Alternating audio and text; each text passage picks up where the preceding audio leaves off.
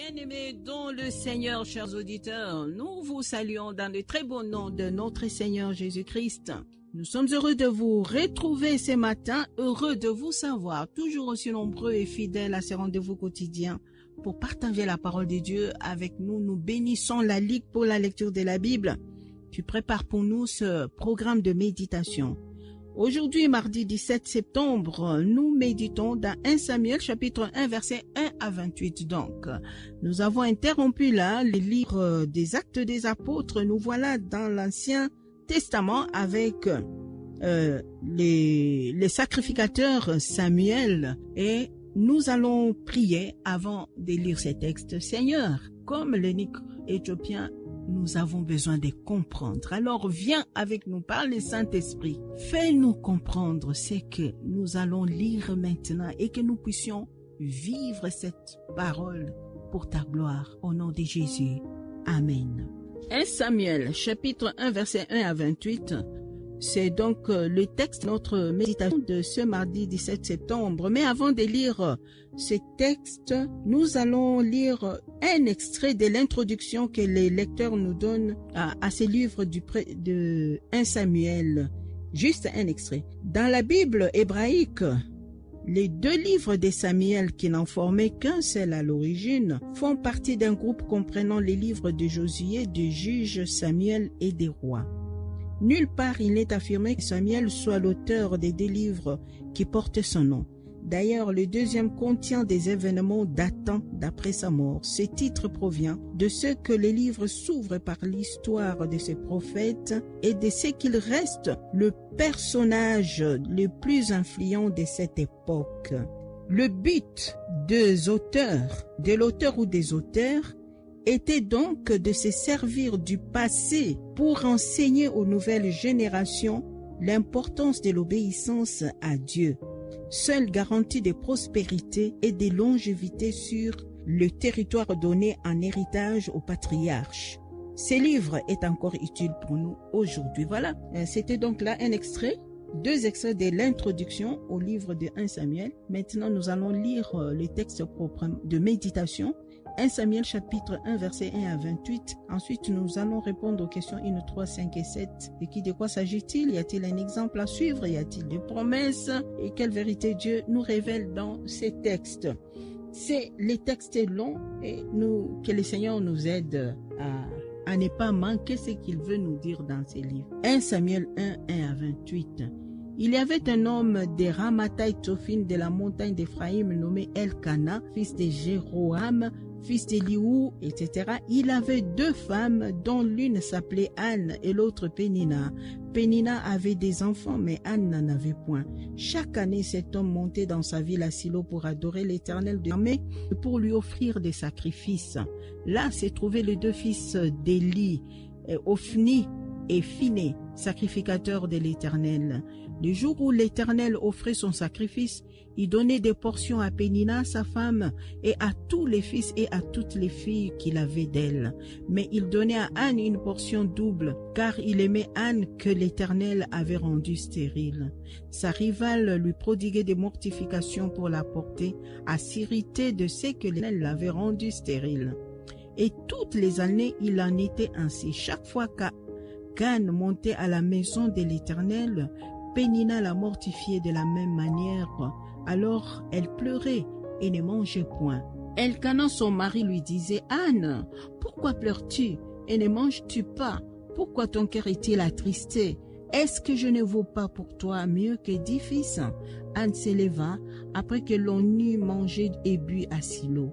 Le sacrificateur Élie était assis sur un siège près de l'un des poteaux du temple de l'Éternel. Et l'amertume dans l'âme, elle pria l'Éternel et versa des larmes. Elle fit un vœu en disant: Éternel des armées, si tu daignes regarder l'affliction de ta servante, si tu te souviens de moi et n'oublies point ta servante, si tu donnes à ta servante un fils, je le consacrerai à l'Éternel pour tous les jours de sa vie, et le rasoir ne passera point sur sa tête. Comme elle restait longtemps en prière devant l'Éternel, Élie observa sa bouche, Anne parlait dans son cœur, et ne faisait que remuer les lèvres, mais on n'entendait point voix. Élie pensa qu'elle était ivre, Et il lui dit, jusqu'à quand seras-tu dans l'ivresse? Fais passer ton vin. Anne répondit, non, non, mon Seigneur, je suis une femme qui souffre en son cœur, et je n'ai bu ni vin, boisson enivrante, mais je répandais mon âme devant l'Éternel. Ne prends pas ta servante pour une femme pervertie, car c'est l'excès de ma douleur et de mon chagrin qui m'a fait parler jusqu'à présent. Elle reprit la parole et dit, va en paix, et que le Dieu d'Israël exauce la prière que tu lui as adressée. Elle dit, que ta servante trouve grâce à tes yeux. Et cette femme s'en alla, elle mangea et son visage ne fut plus le même. Ils s'élevèrent de bon matin et après avoir adoré l'Éternel, ils s'en retournèrent et revinrent dans leur maison à Rama. Elkana connut Anne sa femme et l'Éternel se souvint d'elle. Dans le cours de l'année, Anne devint enceinte et elle enfanta un fils qu'elle nomma Samuel, car dit-elle, je l'ai demandé à l'Éternel. Son mari, Elkana, monta ensuite avec toute sa maison pour offrir à l'Éternel le sacrifice annuel et pour accomplir son vœu. Mais Anne ne monta point et elle dit à son mari, lorsque l'enfant sera, c'est vrai, je le mènerai afin qu'il soit présenté devant l'Éternel et qu'il reste là pour toujours. Elkana, son mari, lui dit, fais ce qui te semblera bon, attends de l'avoir, c'est vrai. Veille seulement à l'Éternel à accomplir sa parole.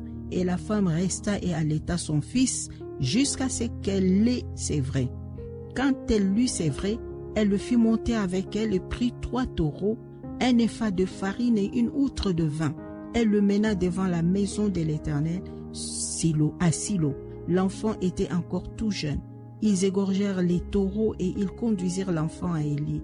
Anne dit, mon Seigneur, pardon, aussi vrai que ton âme vit, mon Seigneur, je suis cette femme qui me tenait ici, près de toi pour prier Dieu. C'était pour cet enfant que je priais. Et l'Éternel a exaucé la prière que je lui ai adressée. Aussi je veux le prêter à l'Éternel. Il sera toute sa vie prêté à l'Éternel. Et ils se prosternèrent là devant l'Éternel. Voilà, le texte est long, le commentaire est long et nous allons voir ce que nous pouvons répondre en répondant aux questions. Nous répondons aux questions 3, 5 et 7. Y a-t-il un exemple à suivre ou à ne pas suivre? Y a-t-il une promesse? Quelle vérité Dieu nous révèle dans ces textes? Et exemple à suivre ou à ne pas suivre. L'exemple de Pénina que Dieu a béni en lui donnant des enfants. Au lieu d'être reconnaissante, elle se moque de Anne. C'est un exemple à ne pas suivre. Quand Dieu nous bénit, que cela ne nous rende pas orgueilleux. Alors ne croyons pas que nous sommes meilleurs devant Dieu. C'est pourquoi il nous a bénis. Et ça, c'était l'exemple à ne pas suivre de Pénina. L'autre exemple à ne pas suivre, c'est le mari. Il aimait Anne, mais il ne pouvait pas répondre à son besoin. Alors, il la couvrait de cadeaux, il lui faisait de privilèges.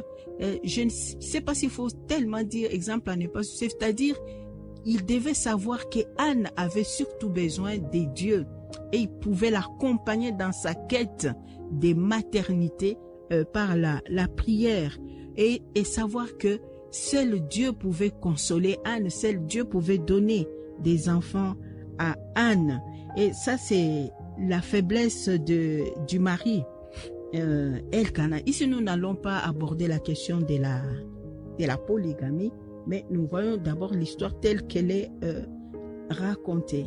Et donc, il y a le mauvais exemple de Pénina qui s'est moqué de sa rivale et la faiblesse d'Elkana qui ne savait pas comment